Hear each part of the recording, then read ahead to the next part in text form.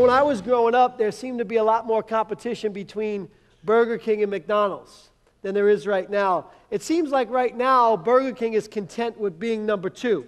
Matter of fact, I heard somewhere, and I don't know if it's accurate information because I didn't check it out, that Burger King no longer does market research. They simply wait for McDonald's to open up a store, and wherever McDonald's opens up a store, they put a store real close. And now, that may seem smart to some people, but to me, it seems like a resignation to just be number 2. But back in the day, when Burger King and McDonald's were fighting over who was going to be the burger giant, Burger King had a slogan that stuck with me to this day. Do you remember it? Have it your way at Burger King. And basically that meant you can get your burger any old way you want, you know. You can get it with onions or without onions, with tomatoes, without tomatoes. If you didn't want a bun on your burger, you get a burger without a bun. And the implied message was that McDonald's burgers are just cookie cutter burgers. Everybody gets the same burger when you go to McDonald's. But at Burger King, we tailor the burger to you. Well, today I want to talk to you about a guy who kind of had the Burger King mentality when it came to the miracle that he needed in his life. He was in desperate need of a miracle, and he was under the assumption that God was going to give him his miracle his way, but he found out that God doesn't do miracles our way, that God does miracles his way, and even though that doesn't sound like good news right now, by the time that we're done with the message, you will realize how good that news really is. And so I've entitled this message simply this: He does it his way. Isn't that good news to know that? He does it his way. I said to all the other services, I said, look, if that's all I told you and you can go home and meditate on that, get it in your spirit that God does it his way, we don't have to say anything else. It's been good to be in church. Makes my job real easy for today. 5-minute message. I'm done. Anyway, if you have your Bible, John chapter number 5. Here's what it says. It says, beginning in verse 1, after this there was a feast of the Jews, and Jesus went up to Jerusalem. And now there was in Jerusalem by the sheep gate a pool, which is called in Hebrew Bethesda, having 5 porches. In these lay a great multitude of sick people, blind, lame, paralyzed, waiting for the moving of the water. For an angel went down at a certain time into the pool and stirred up the water. And whoever stepped in first after the stirring of the water was made well of whatever disease he had. Now a certain man was there who had an infirmity for 38 years. And when Jesus saw him lying there and knew that he had already been there in that condition a long time, he said to the man, do you want to be made well? The sick man answered him, sir, I have no one to put me into the pool when the water is stirred up. But while I am coming, another steps down before me. And Jesus said to him, rise, take up your bed and walk. And immediately the man was made well and took up his bed and walked. Now let me give you a little bit of the background of this miracle so that you can see how set on the script, the way that he felt God should do the miracle that this man really was.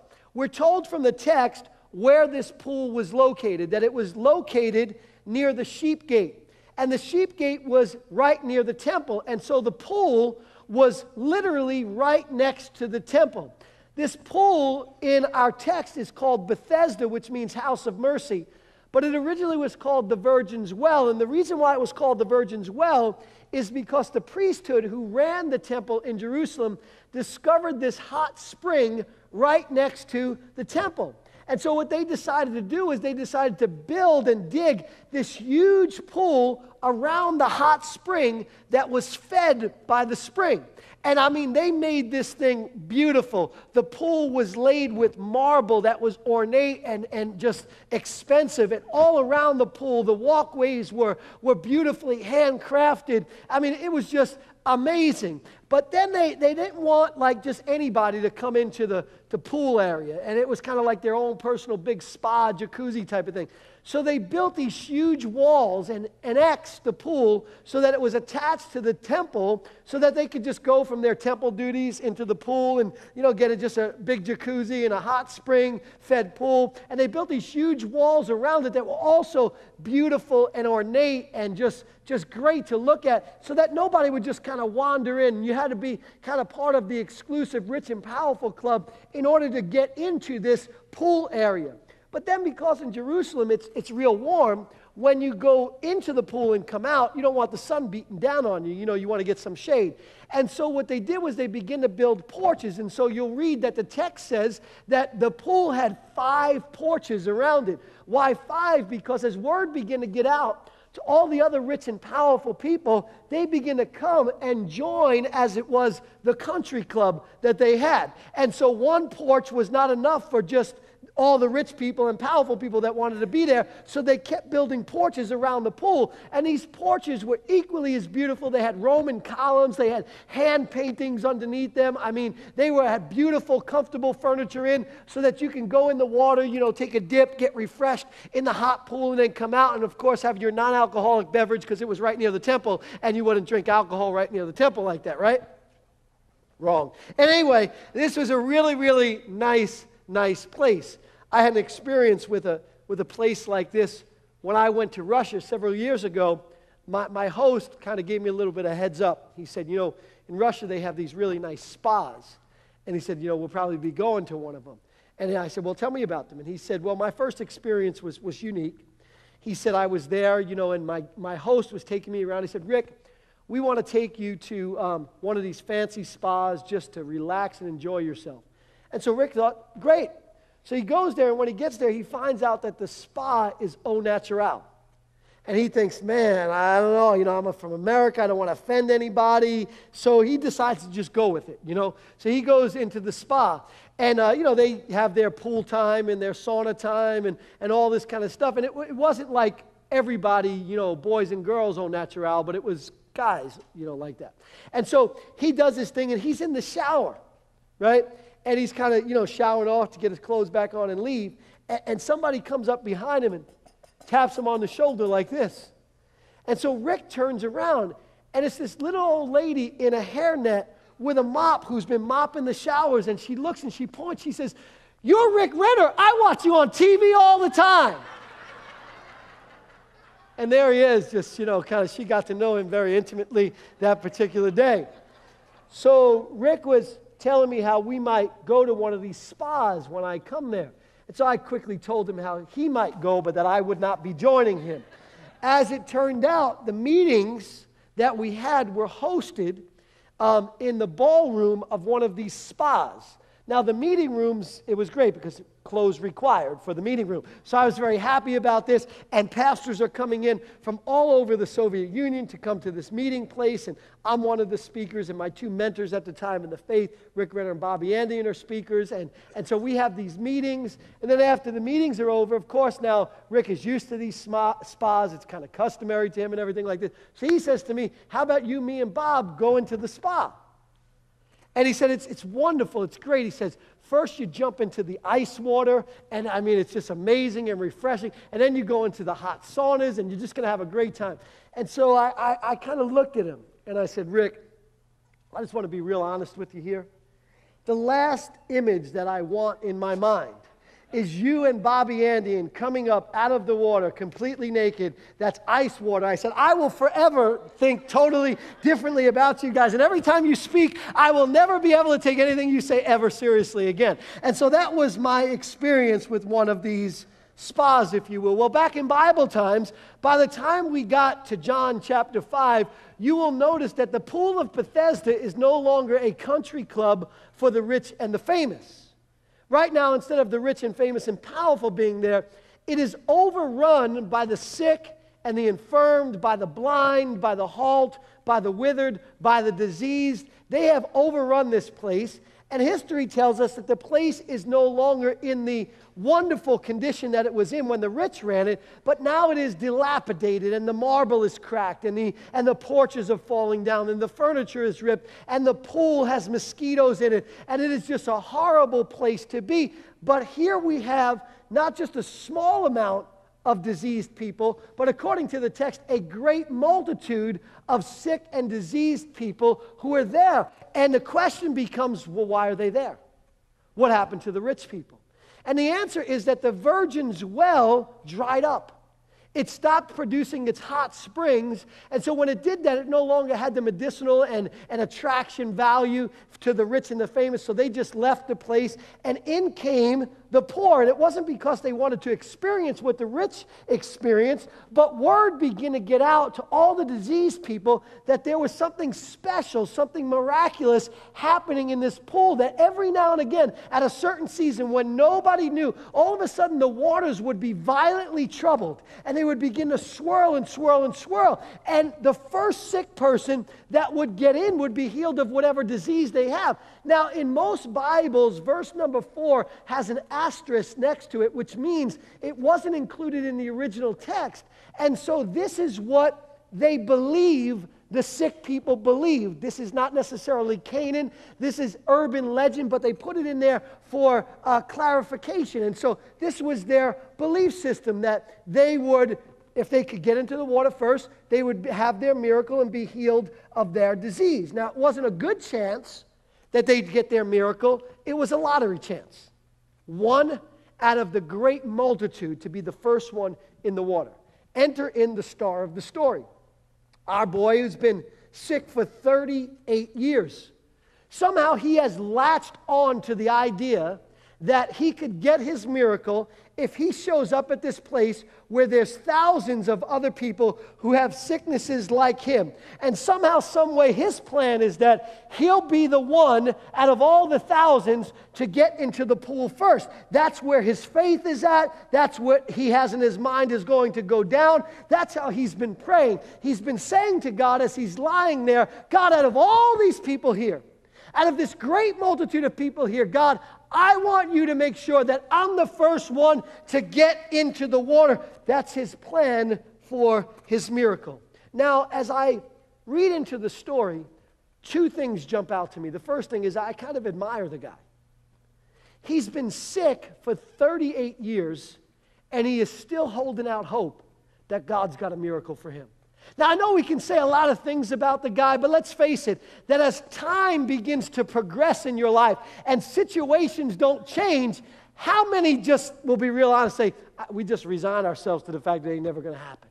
Well, this guy for 38 years has been sick, and he still believes that he can get a miracle. I mean, we got to give the guy props for that. But here's what really jumps off the page to me as I peer into the story, that this guy experiences what we all need to know, and that is that God's way is better than our way, so we ought to leave it up to him.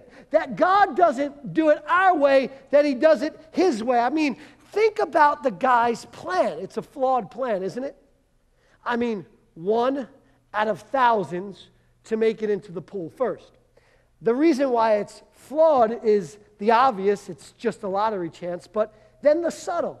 First of all, did you notice that the guy wasn't sitting near the pool? Because he said to Jesus, when I begin to come, somebody beats me down, which indicates to me that he's not by the ledge of the pool, he's somewhere away from the pool. Now, as word began to get out about the miraculous power in this pool, the first people who heard about it, where did they sit? Not a trick question.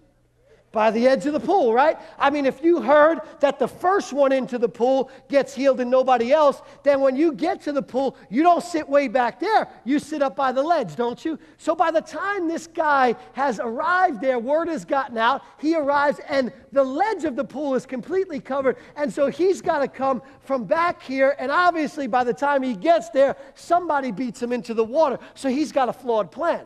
But not only is his plan flawed because of that, but evidently these other people that are sitting closer than him have helpers. People who are assisting them to get into the water, because he said to Jesus, I don't have anybody to help me to get in the water, and while I'm coming, somebody else beats me in. And so that indicates to me that these people who are closer also have helpers. And when you put all that together, he's got a flawed plan. His plan for his miracle is highly unlikely to happen. Not only is it highly unlikely to happen, but it's got to be really frustrating. For 38 years, he's got an infirmity. Now, we don't know what kind of infirmity this is. The Bible just says he has an infirmity for 38 years. Imagine he's blind with me. That's a possibility. And so he hears the stirring of the water, and as he can't see, he begins to make his way down, and he hears a splash. Somebody beats him in. He's frustrated.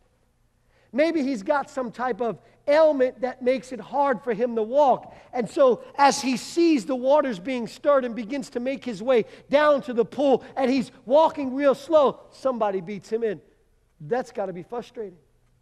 How many of you know that our plan for our miracles frustrate us a lot? Because when we have it in our mind that God has got to do it this way, and God doesn't do it that way, frustration begins to set in.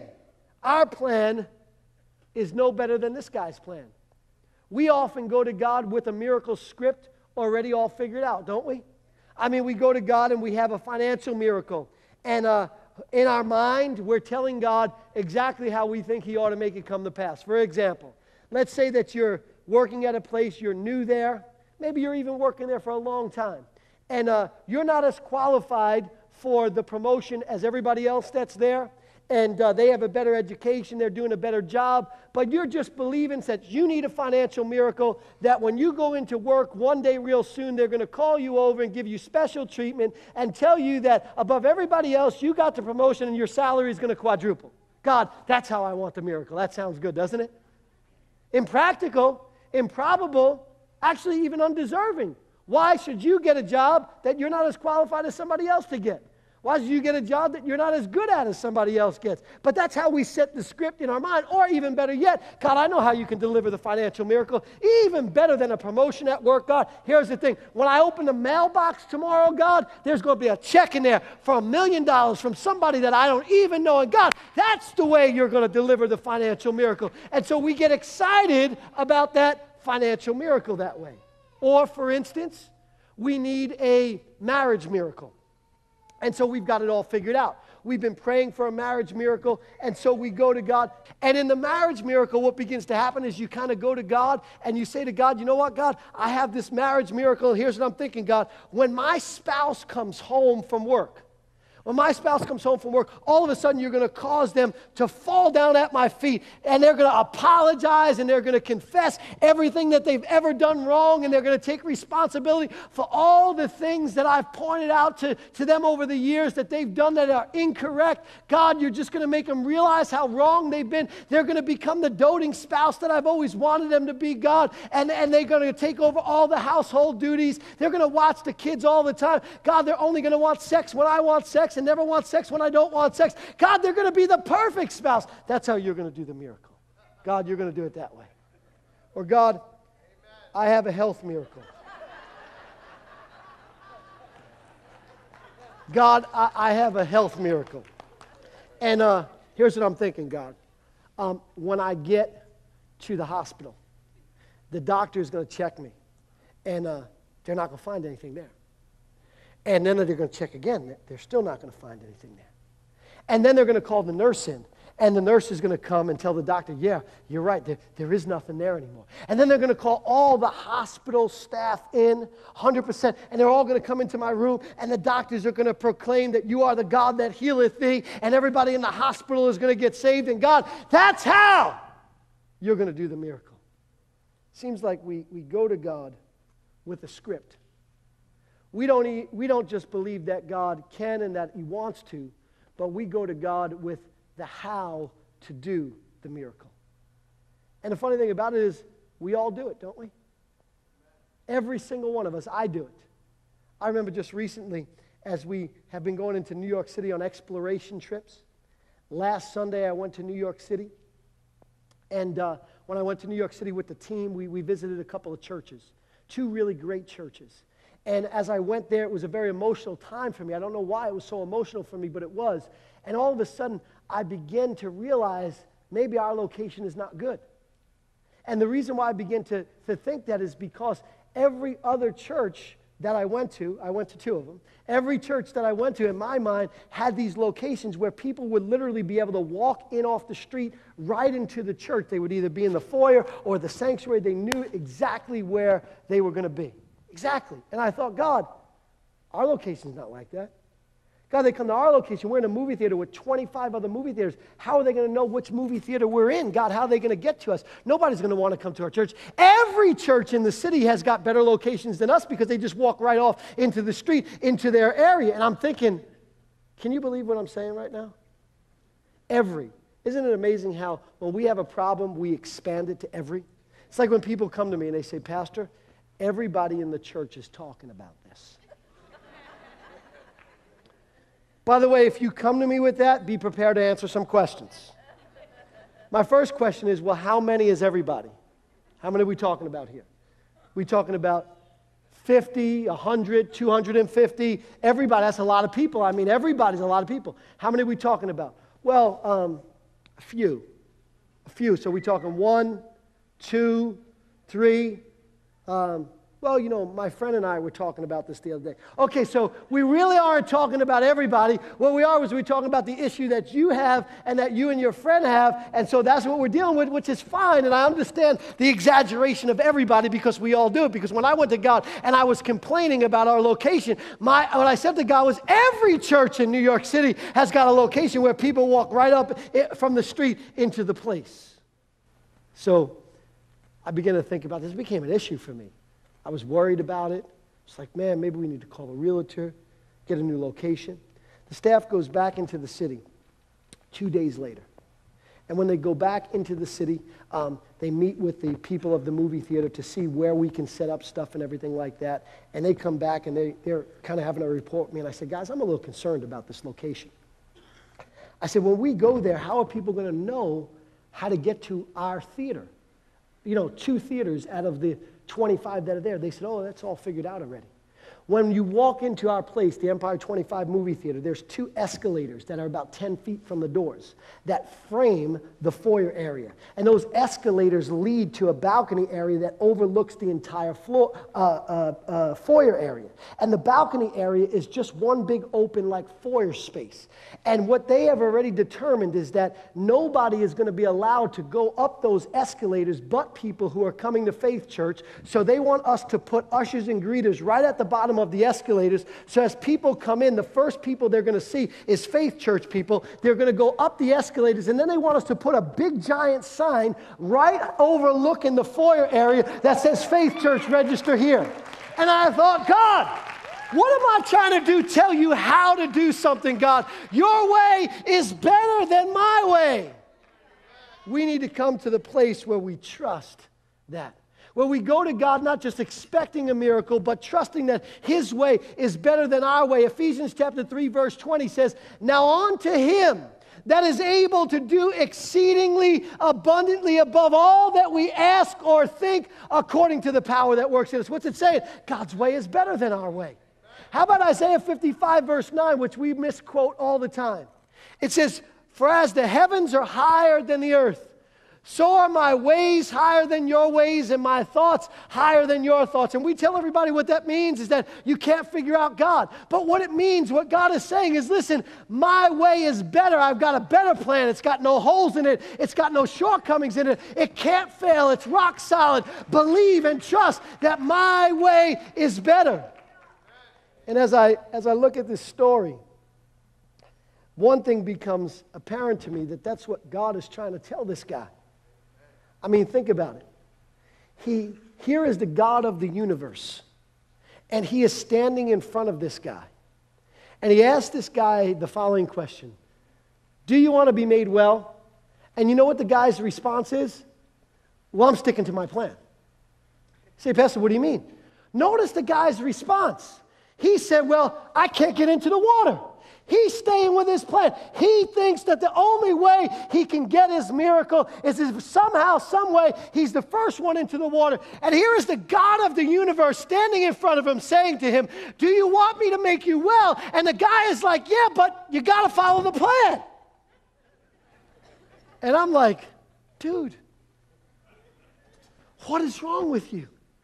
And Jesus is not asking this question in an antagonistic manner. You know, a lot of times we'll read this and we'll say, well, Jesus looked at the guy and thought, do you really want me to make you well? I mean, what's going on? You want it or don't you want it? I see Jesus asking this question like a grandparent would ask one of their younger grandchildren if they want candy as they're holding candy behind their back. Do you want some candy? Now, they just want to get a rise out of the kid. They got something for him. It's something that they know the kid is going to enjoy, and so they're holding it there, and they want the kid to appreciate it, and they want to see the kid's face and expression. And here's the God of the universe who loves us infinitely more than we can ever ask or imagine. He's standing in front of this guy who's got a plan for a miracle that is faulty, and he looks at the guy, and he says to the guy, "Do you want me to make you well?" And he's waiting for the guy to go, "Wow, you're God, and you can do it." And the guy says, "Yeah, but how am I going to get into the pool?" And God is saying to the guy, "Don't you realize you don't have to wait online because I got a plan? You don't have to have a lottery chance at a miracle because I'm here and my plan is better than your plan. Don't you realize that all I need to do right now is speak a word? Forget about lying here on the mosquito-infested pool. Forget about trying to come and having somebody beat you in. My plan is better than your plan. Just keep the switch of faith turned on and believe that I can, and let me handle the details." That's what Jesus is saying. But so many times in our lives, we struggle, don't we? Kind of cerebrally grasping God's plan when we need a miracle. It's better for us